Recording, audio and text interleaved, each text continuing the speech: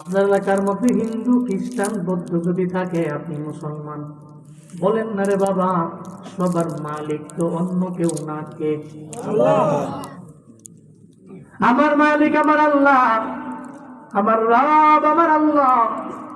ঠিক তেমনি যত ধর্মের লোক আছে সবার মালিক হলো আল্লাহ। কিন্তু কেউ মানে না, কেউ ধর্মের টানে অন্য ধর্মের কথা বলে, কারণ তার মা বাবা তার ইহুদি বানাইলো, নাসারা বানাইলো। আমরা মুসলমান, আমরা জীবনও কোনোদিন আমার আল্লাহ ছাড়া অন্য কাউরে মালিক মানতে পারি না, অন্য কোন ব্যক্তির পায়ের মধ্যে গিয়া সেজদাও দেই না। আমরা একজনই মালিক মানি, চিন্না বলেন তার নাম আল্লাহ পাক। বলেন, আমি রহমানের খাঁটি বান্দা হও।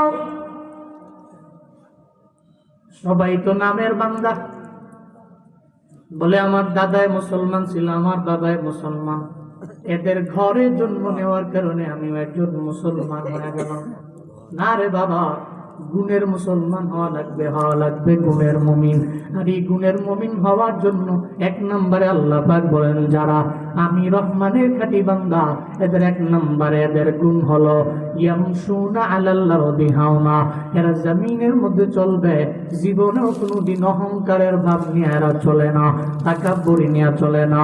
ও যত বড় লিডার হবে ততই বিনয়ী হয়ে যাবে, যত বড় বক্তা হবে ততই বিনয়ী হবে, যত বড় ইমাম হবে ততই বিনয় নিয়ে চলবে, যত বড় লিডার হবে ততই বিনয় নিয়ে চলবে। যারা রহমানের খাঁটি বান্দা, এরা জীবনেও কোনোদিন মানুষের সামনে তাকাব্বুরির ভাব নিয়ে চলে না।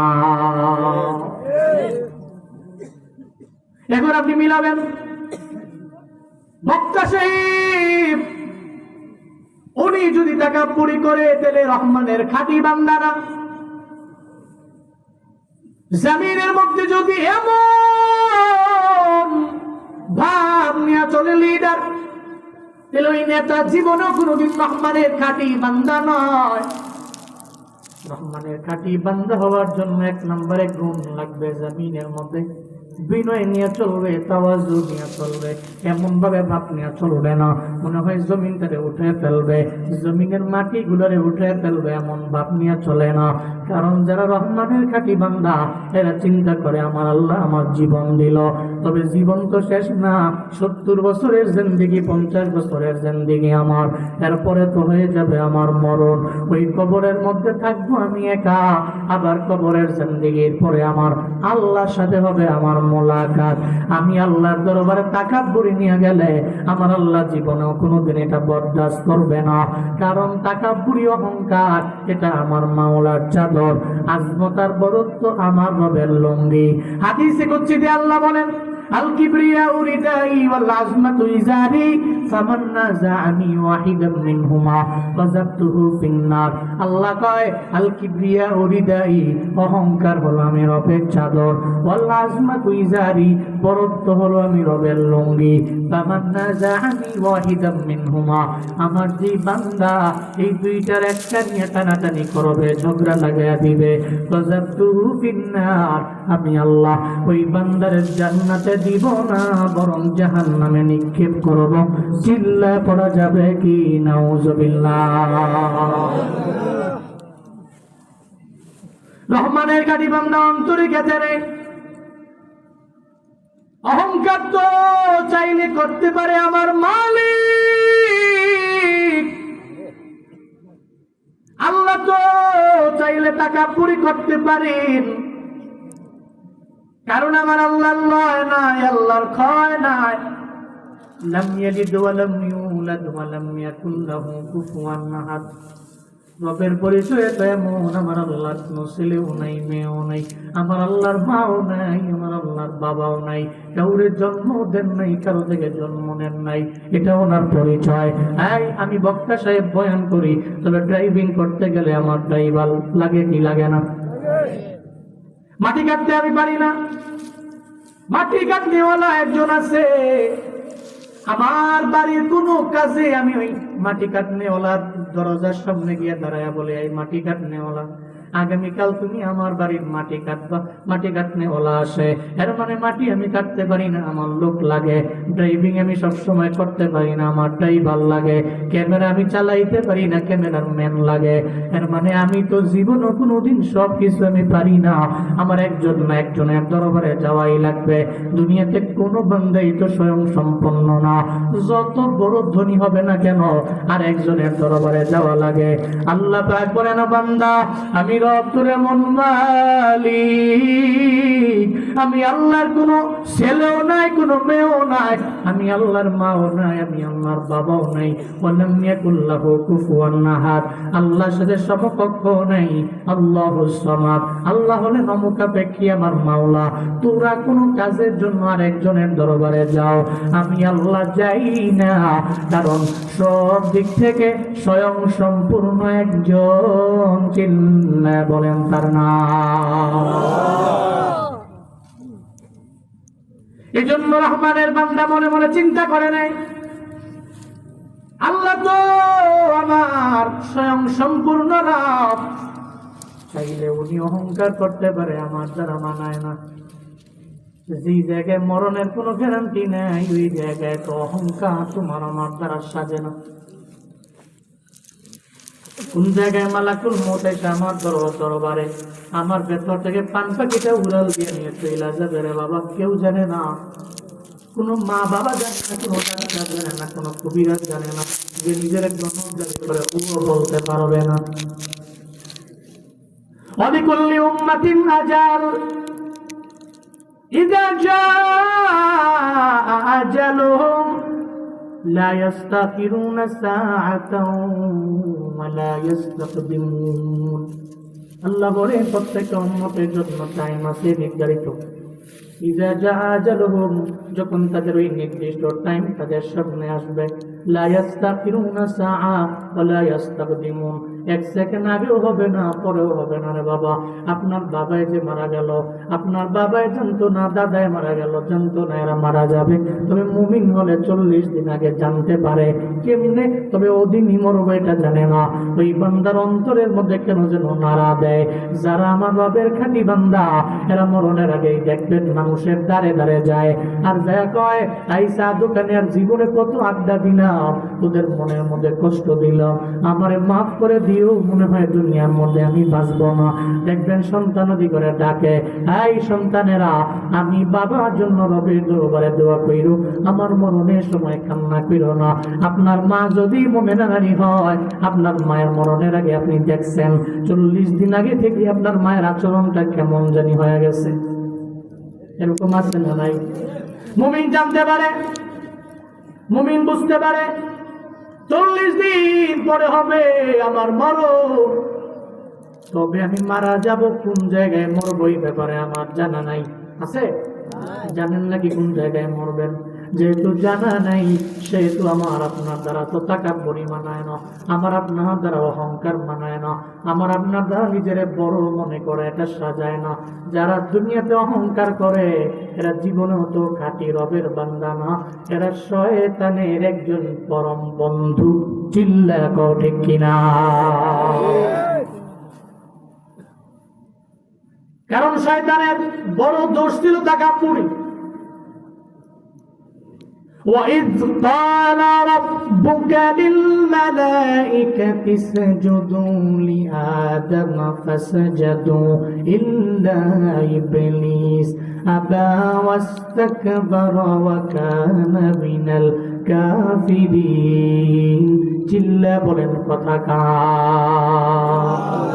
আল্লাহ পাক বলেন ওয়াইস আই উযকুর, নবী স্মরণ করুন ওই সময়ের কথা যখন আল্লাহ পাক রব্বুল আলামিন আদম নবীরে বানাইয়া উনি বললেন, এই মালাইকারা, এই জিনের বড় বড় লিডারেরা, তোরা সব আমার আদমরে সিজদা করো। সবাই সিজদা করলো, ফাসাজাদু ইল্লা ইবলিস, সবাই করলো, একজন করে নাই, নাম ইবলিস। আল্লাহ কয় অপর আয়াতে, ক্বালা মা মানাকা আল্লা তাসজুদা ইযা মারতুক, ও ইবলিস আমি আল্লাহ তোরে আদেশ করলাম সিজদা দেওয়ার জন্য, কেন দেও না? ইবলিস কয়, আল্লাহ আনা খায়রুম মিন, আমি আদমের চাইতে বড় দামি, কেমনে? আদমের চাইতে দামি কেমনে জানেননি? খলাকতানি মিন নার ওয়া খলাকতাহু মিন তিন। ও আল্লাহ, আপনি আমারে আগুন দ্বারা বানাইছেন, আদমরে মাটি দিয়ে বানাইলেন। একটা আগুনের তৈরি জিন মাটির তৈরি মানুষের পায়ের মধ্যে কেমনে তার কপালটা ঠেকা দিতে পারে? এটা জীবনেও সম্ভব না। কে তোরে মানা করলো? আমারে অন্য কেউ মানা করে নাই। আমার আকল আমারে মানা করলো, আমার বিবেক আমারে মানা করলো, আমার নফসে আমারা এত আমারে মানা করলো। ও আল্লাহর বান্দারা, দেখবেন নফস মাঝে মাঝে বলে তুই গুনাহের দিকে দৌড়াও, কাবিরা গুনায় যাও, সগীরা গুনায় দৌড়াও, নামাজে যাওয়ার দরকার নাই। মুরব্বী হয়ে গেলে নামাজে যাবা, মুরব্বী হয়ে গেলে রোজা রাখবা, মুরব্বী হয়ে গেলে নেক আমলের লাইনে অগ্রগামী হয়ে যাবা। নফস দেখবেন আপনারে বারবার ধোঁকা মারে। মদিনার নবী কয়, যারা নফসের বিরুদ্ধে যে যুদ্ধ ঘোষণা করে, এদের মতো প্রকৃতপক্ষে দামি মুজাহিদ এই দুনিয়াতে দ্বিতীয় নাম্বার আর কেউ নয়। চিল্লা পড়া যাবে কি সুবহানাল্লাহ? এরা খাঁটি মুজাহিদ, যারা নিজের নফসের বিরুদ্ধে যুদ্ধ করে। নফস কয় তুই বামে যাও, ও ডানে যায়। নফস কয় তুই গুনাহ কর, ও সময়ের সওয়াবের কাজ করে। নফস কয় তুই তোর আব্বা আম্মার সাথে খারাপ আচরণ কর। নফস কয়, কিন্তু ও তো জীবনে কোনোদিন নফসের কথা মানে না। নফস, জাহান্নামের আগুনে জ্বলবো তো আমি জ্বলবো, তোর কথা শুই না। আমার এই দেহকে জাহান্নামের আগুনে পুরানোর মতো ক্ষমতা আমার নাই। তুই বলতে পারস, কিন্তু তোর কথা আমি জীবনেও কোনোদিন মানবো না। এই নফসকে যে কন্ট্রোল করে, নফসের বিরুদ্ধে যে জিহাদ করে, মদিনার নবী কয় সেই প্রকৃতপক্ষের মুজাহিদ। নফস আপনারা বলবে তুমি টাকা বুড়ি করো, অহংকার করো, হিংসা করো, নিজেকে বড় মনে করো, কিন্তু নফসের কথা মাই না। জীবনও নিজেকে বড় মনে করেন না, কারণ যারা রহমানের খাঁটি বান্দা, তারা জীবনও কোনোদিন নিজেকে বড় মনে করে। ৬৩ নম্বর আয়াতের প্রথম নম্বর ইবাদুর রহমানদের গুণ, তারা অহংকার করে না। আল্লাহ আমাদের সবাইকে অহংকার মুক্ত জিন্দেগি দান করেন। আরো জোরে পড়ে না আমিন। ২ নম্বর, একই আয়াতের ২ নম্বর গুণ, وَإِذَا خَاطَبَهُمُ الْجَاهِلُونَ قَالُوا سَلَامًا।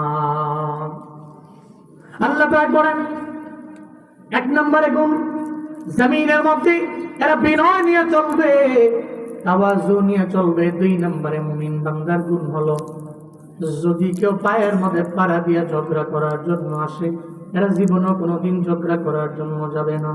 কেউ যদি কোনো মূর্খ লোক তার সামনে বিতর্ক করার জন্য আইলো, সে বলবে সালাম। সালাম বলে এড়িয়ে যাবে, ইগনোর করবে। তোর সাথে ঝগড়া করার সময়, নষ্ট করার সময় আমার হাতে নাই। যতক্ষণ ঝগড়া করব ততক্ষণ আমি দুনিয়া বিলাইনে কাজ করলে আমার ফায়দা, আবার নামাজ রোজা নেক আমল করলে আখিরাতের ফায়দা। যতক্ষণ ঝগড়া করব ততক্ষণ আমি দুনিয়া বিলাইনে অনেক দামি হয়ে যাব। এই জন্য দেখবেন সমাজের মধ্যে অনেক কোটি টাকার মালিক ওই বান্দাই তো হয়ে গেল, যে মেহনত করে সময় কাটায়, চায়ের দোকানে নষ্ট করে না, সময় দেয় না। ও দেখবেন কোন একটা জায়গায় বইয়া আজাইরা সময় নষ্ট করে না। সমাজ ওই ব্যক্তি দামি, যেই ব্যক্তি অন্যের চরকায় তেল না দিয়া নিজের চরকায় তেল দিয়া আগায়। আর সমাজের মধ্যে সর্বনিম্ন শ্রেণীর লোক তো তারা, যারা অন্যকে নিয়ে বারবার চিন্তা করে আর হিংসার আগুনে জ্বলে। এমন ব্যক্তি সমাজে আছে না? না, অন্য বাড়ি করে ৩ তালা ২ তালা, হের চিন্তা হইলো কিরে হে বাড়ি করে কেমনে? তুমি হের বাড়ি লেও চিন্তা না কইরা তুমি কাম করো, তোমার বাড়িও তো ৩ তালা হবে। তা সে যদি পরিশ্রম করে সফল হতে পারে দুনিয়ায়, আপনি পারবেন না? একজন ভাই পারলে আমি কেন পারবো না? আপনি ঈর্ষা করেন, হিংসা করেন না, ঈর্ষা করেন, আপনি কম্পিটিশন করেন, কিন্তু হিংসা করে জলে পুড়ে সারখার হয়ে আপনি ডে বাই ডে ডেভেলপ হতে পারবেন না। শুধু নিম্ন লেভেলেই যেতে থাকবেন। কারণ মুমিন যারা, এই জন্য দেখবেন মুমিন যারা দুনিয়াতেও সফল, যারা আখিরাতেও সফল। অন্তরে নিয়ে চিন্তা করে না, ওয়াইল ইউর ওন মেশিন, এই মেসেজকে বুকে ধারণ করে নিজের চরকায় তেল দিয়ে সমাজে ডেভেলপ হয়, উন্নতি সাধন করে একটা পর্যায়ে এরা সমাজের মোস্ট রিচেস্ট ম্যান হয়। তো সে মনে করে আমার দুনিয়াতেও আমি কামিয়াব, আমার আখিরাতেও আমি কামিয়াব। আরেকজনের লগে যা পায়ে পয়রা ঝগড়া করার সময় কি মুমিনের হাতে আছে? মুমিনের হাতে নেই। উল্টা কেউ যদি কোনো জাহিল, কোনো মূর্খ তার সাথে তার পায়ে পয়রা এটা ঝগড়া করার জন্য চেষ্টা করে, সালাম, আল্লাহ পাক বলেন তারা বলে হয়তো সালাম দিয়ে এড়িয়ে যায়, আর না হয় তার কাছ থেকে দূরে গিয়ে আল্লাহ দরবারে তার হিদায়াতের জন্য দোয়া করে, আল্লাহ তুমি ভাইটা বুঝে না, সে অবুঝ, তুমি তার বুঝ শক্তি দাও। এটা বলে, এটা মুমিনের কাজ। মিয়া নবী তো এমন ছিলেন, আপনি দেখেন না, সবার তো জানা, তায়েফের ময়দানে নবী গেলেন, বনু সাকিব গোত্রের কাছে দাওয়াত নেন, বনু সাকিব গোত্রের কাছে দাওয়াত নিয়ে গেলেন। ওখানে গিয়ে নবীজি দাওয়াত দিতে লাগলেন, এই বনু সাকিব গোত্রের লোকেরা, তোমরা সবাই কালেমা পড়ো।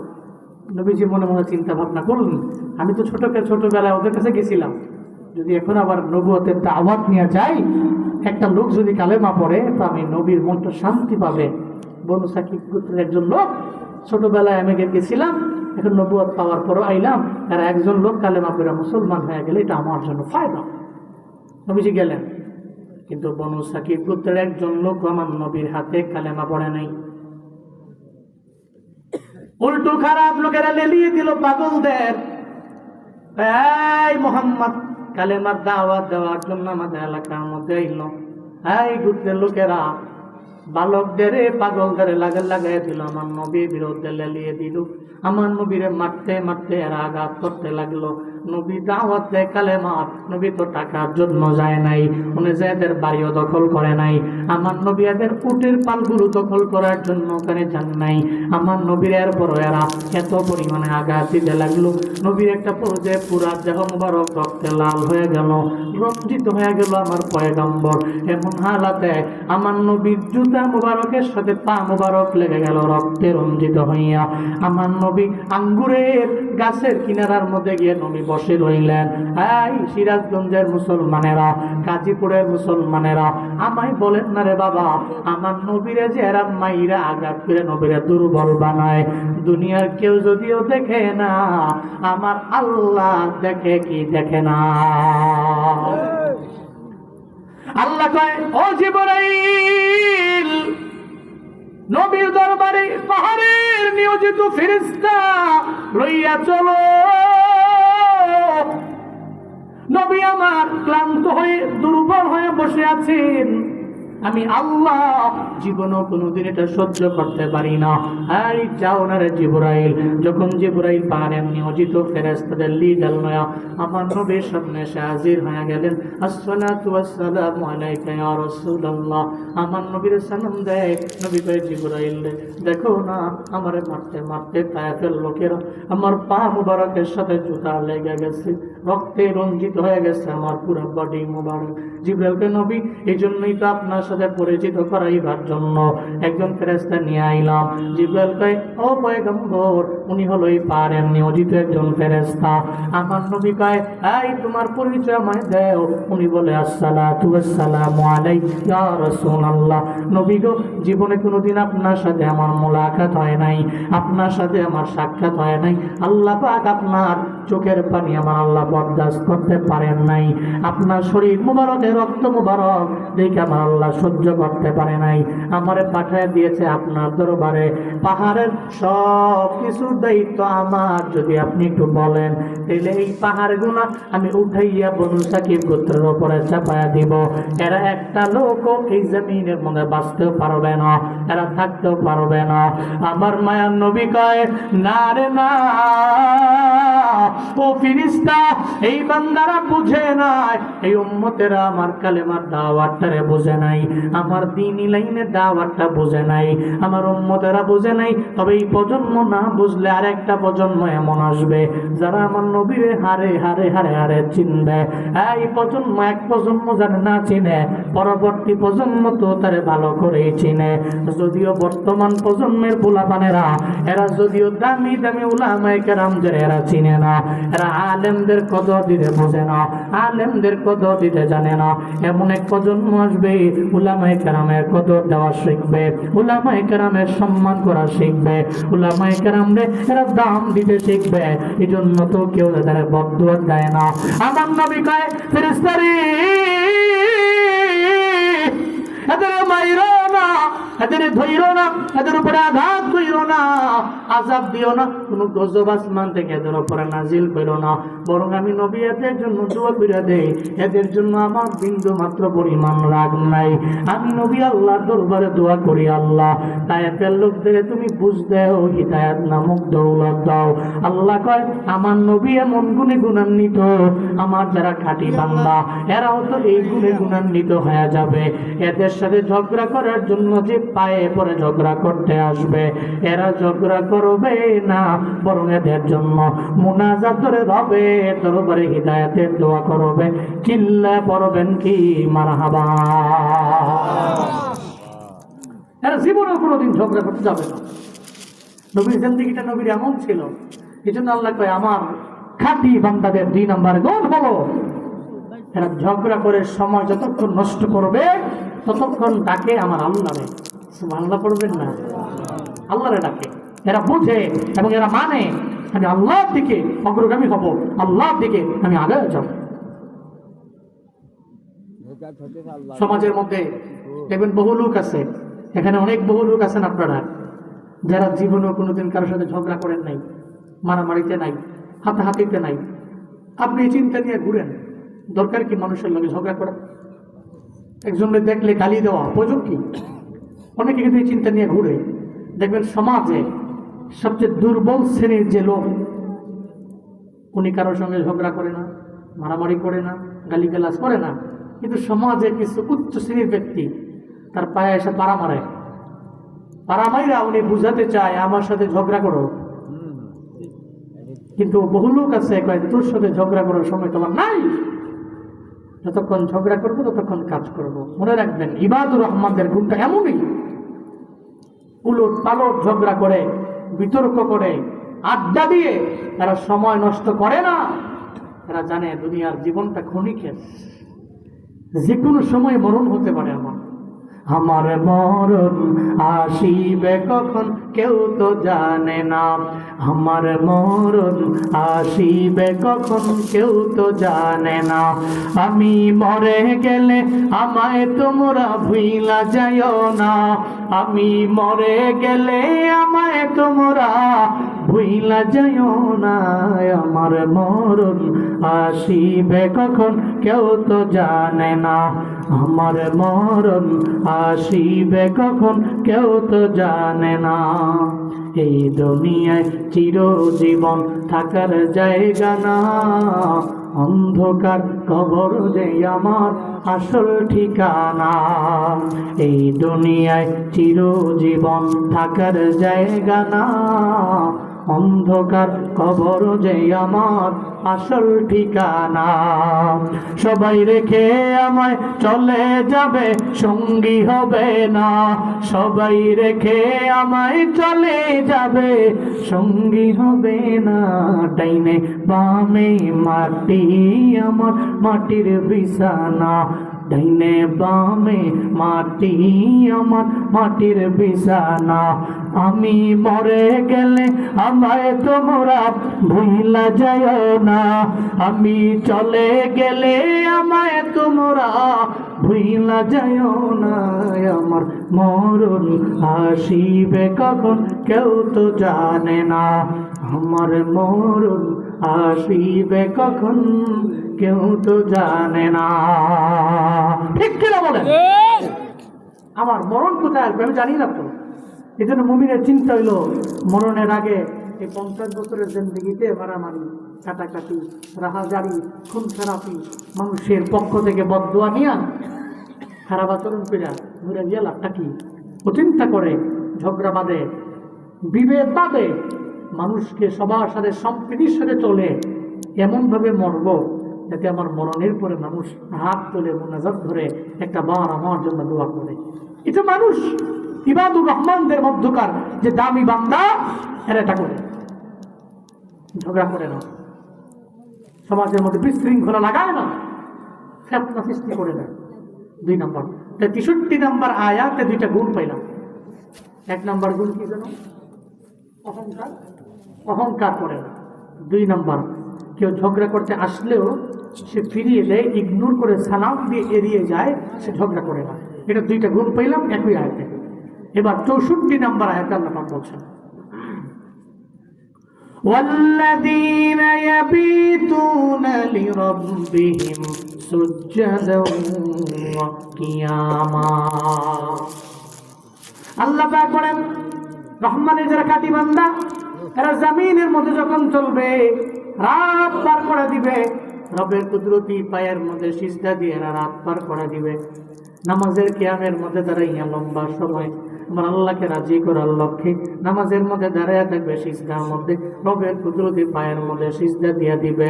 দুনিয়াতে এমন কোন অলি নাই, দুনিয়াতে এমন কোন পীর নাই যেই অলি তাহাজ্জুদের নামাজ ছাড়া অলি হইল, যেই পীর তাহাজ্জুদের নামাজ ছাড়া বড় দামি পীর হয়ে গেল।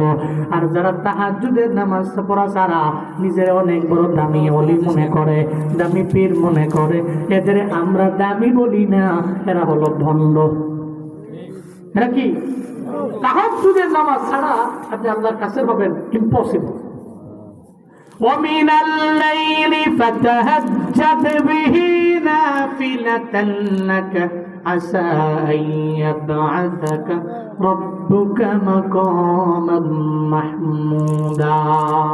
আল্লাহ পাক বলেন রাতের একাংশে এমন এক নামাজ আমি আল্লাহ রাখলাম, তাহাজ্জুদের নামাজে বান্দা যখন 2 রাকাত 4 রাকাত 6 রাকাত নামাজ আদায় করে যখন রবের দরবারে চোখের পানি ফেলায় কাঁদবে, আসা আইয়া বাসাকা রব্বুকা মাকামান মাহমুদা, এই বান্দা আশা করতে পারে যে রবের দরবারে দুনিয়ার মানুষের দরওয়াজা বন্ধ হয়ে গেল, এই বান্দা মুনাজাত করে রবের দরবারে কান্দে, 2 ফোঁটা চোখের পানি ফেলাইয়া তাহাজ্জুদের মুসল্লায় বান্দা কান্না করে।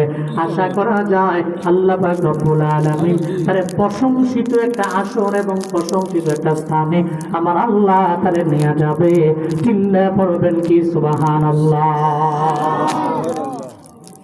এর মানে দুনিয়াতে যারা ওলি হয়, রবের খাঁটি বান্দা যারা হয়, তাহাজ্জুদের নামাজ ছাড়া কোনো বিকল্প নাই, রবের কুদরতি পায়ে লম্বা টাইম সিজদা দেওয়ার ছাড়া কোনো বিকল্প নাই। নামাজের কিয়ামে দাঁড়াবেন, আল্লাহরে রাজি বানাবেন, আমার আল্লাহরে সন্তুষ্ট বানাবেন। আল্লাহরে যদি রাজি করতে পারেন তাহলে দুনিয়া এবং আখিরাতে মালিক কে? আরো জোরে বলেন না কে? আল্লাহরে আমি পাই তাহলে দুনিয়ায় তো সব আমি পেয়ে গেলাম, আবার আখিরাতেও জান্নাতের মালিক আমি হয়ে গেলাম। আল্লাহরে পাইলাম তো দুনিয়া পাইলাম, আখিরাতে পাইলাম। সুবহানাল্লাহ পড়বেন না? আল্লাহরে পাইলে সব পাওয়া যায়। সুলতান মাহমুদ গজনবী রহমতুল্লাহ আলাইহি গজনী সুলতান ছিলেন, দামি একজন শাসক। সুলতান মাহমুদ গজনবী একাধারে ছিলেন আদিল, আবার ছিলেন সমরকুশলী। অভিযান পরিচালনা করতে করতে চিন্তা করছে ভারতবর্ষে কি নাই, হবিয়া বাংলাদেশ, ভারত, পাকিস্তান, আল্লাহ কি পরিবেশ দিয়েছেন। সুবহানাল্লাহ করবেন না? আল্লাহ কত নিয়ামত দিয়েছেন এই অঞ্চলগুলোতে। গজনী থেকে ওই ইতিহাস সাক্ষী 1000 খ্রিস্টাব্দ থেকে নিয়ে 1027 পর্যন্ত 17 বার অভিযান পরিচালনা করে সব রয়ে গেছে। সমর কুশলী ছিলেন সুলতান মাহমুদ গজনবী। কিন্তু এমন না আমাদের দেশের নেতাগো মতো না, আমাদের দেশের নেতারা তো একটু লিডার হইতে পারলে আল্লাহরে ভুলে যায় না। Who is god? যেই জনগণের ভোটের মাধ্যমে নির্বাচিত হয়, দেখবেন যে মোটামুটি একটু নেতা হয়ে গেছে, যখন নেতা হওয়ার 1-1.5 বছর পরেই যেই জনগণের হাতের আঙ্গুলের ইশারায় উনি বড় লিডার হলো, নেতা হলো, নির্বাচনের আগে মুসাফা করলে মনে হয় এটা কি হাত না কুলবালিশ। অনেকে মনে মনে চিন্তা করে এটা তো হাত না, কি নরম তুলতুল কুলবালিশ। এইরকম লোকের তো ভোটটা দেওয়া যায়, তো সহজ সরল মানুষ তো ভোটটা দিয়া লাইছে। 1 বছর পরে ওই হাতটা এমন টাইট হয়েছে যেই ব্যক্তির আঙ্গুলের ইশারায় ও নির্বাচিত হয়ে লিডার হয়েছে, তাকে ওই হাত দিয়েই থাপ্পড় দিয়েছে। এমন নজির প্রমাণ আছে না নাই? আমার দেশের লিডারেরা ভোটের আগে যেমন, যদি পরেও সমান হইতো তাহলে দেশটা সময় ভরপুর হয়ে যাইত। এরা তো আগে যেমন পরে তেমন থাকে না, যদি এমন হইতো দেশটা সোনায় ভরপুর হয়ে যায়। আমার দেশের মানুষ যে পরিশ্রম করে, যে ঘাম ঝরায়, আমার দেশের মানুষ হাজার আবুসা বসা খায় না। গ্রামের একটা মানুষ মুরব্বী এরপরও দেখবেন পরিশ্রম করে, কষ্ট করে, হয়তো সে গার্ড, রাতে নাইট গার্ড করে, অথবা দিনের বেলা কোনো বাড়ি পাহারা দেয়, কোনো একটা কাজ করেই তার বাড়ির ট্যাক্স দেয়, খাজনা দেয়, কত পরিশ্রম করে। যদি এই দেশটাতে এমন এক লিডার পাওয়া যাইত, যে লিডার আদিল, যে লিডার ন্যায় বিচারক, আল্লাহর কসম করে শতবার বলতে পারি, আমার দেশটা সোনায় ভরপুর হয়ে যাইত। সুলতান মাহমুদ গজনবী সমর কুশলী ছিলেন, দ্যাট মিনস এর মানে উনি অত্যাচারী ছিলেন না, জালেম ছিলেন না, আল্লাহর উপরে আস্থা ছিল। সুবহানাল্লাহ পড়বেন না? খলিফাতুল মুসলিমিন হযরত ওমর রাদিয়াল্লাহু আনহুকে উনি ফলো করতেন। হযরত ওমর যেন কয় নাম্বার খলিফা? কয় নাম্বার? আবু বকর, হযরত ওমর খলিফাতুল মুসলিমিনদের মধ্যে 2 নম্বর খলিফা, খুলাফায়ে রাশিদিনদের মধ্যে 2 নম্বর খলিফা। হযরত ওমর ছিলেন আদেল, তো উনি ওনাকে ফলো করতেন। রাতের বেলা একদিন বের হয়ে গেলেন সুলতান মাহমুদ গজনবী, মানুষের দ্বারে দ্বারে দ্বারে দ্বারে ঘুরে ঘুরে যাবে। সুলতান মাহমুদ গজনবী বের হলেন, হঠাৎ করে রাতের অন্ধকারে 4 জন লোকের সাথে মোলাকাত হয়ে যায়। 4 জন লোকের সাথে মোলাকাত। কিরে তোরা কারা? আমরা চোর। আমরা কি চোর? তো 4 জন চোরে করে সুলতান মাহমুদ গজনবীর চিনছে না। কি এত রাতের বেলা চুরি করতে আইছো? সুলতান কয় এত রাতের বেলা চুরি করতে আইছো? সুলতান মাহমুদ গজনবী কয় রাতের অন্ধকারে আমরা চিনছো না, দেখ আমিও পরিচয় দিয়ে লাভ নাই। আচ্ছা চুরি করতে আমি আইছি, ওরা কারা? আমরা চোর, 4 জন চোর। তোগুলোকে চুরি করবো, তো কি যোগ্যতা আছে?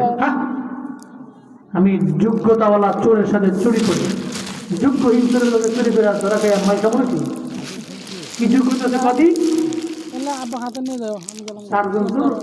একজন প্রথমে কয় আমার 1 নম্বরে আমার যোগ্যতা হইল আমার কান। কি কান? আমার কান হইল আমার যোগ্যতা। তো কান যোগ্যতা কেমন? তো কারো বাড়ির সামনে গেলে বাড়ির সামনে থাকে কুকুর, ওই কুকুর ঘেউ ঘেউ, কুকুর